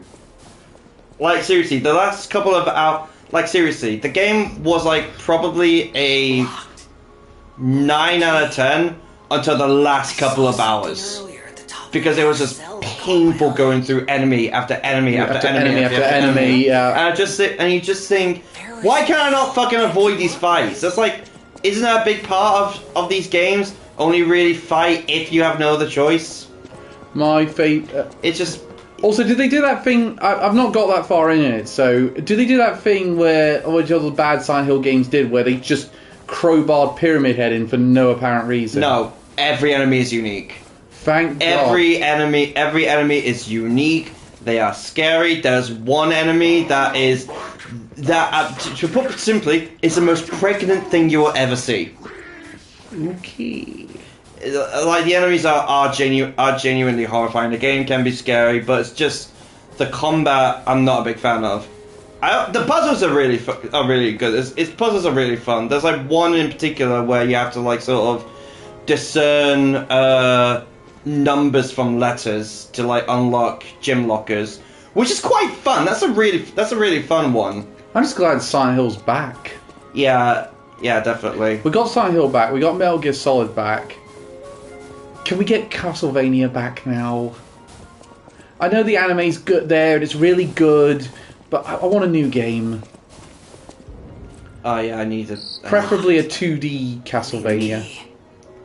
I saw something earlier at the top of the carousel. On top of the carousel. How do we get to the? How to get up there?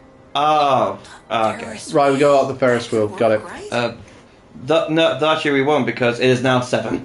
Okay, thank you for joining. That's the final episode of Liza P, everybody. We'll tune in. Big Sad is him playing next time. We only had a remake of... we've only had a remake of 3, so it's not... Yeah, if I remember, the 3 remake was kind of eh. Yeah, it is very eh. Oh well. Next week, I will have a game ready to go. I'll probably... If not, I will be playing Warhammer 40,000. Don't worry, I got something in mind. Speak soon, everyone. And tune to Professional tomorrow. I'm not going to be there. Yay!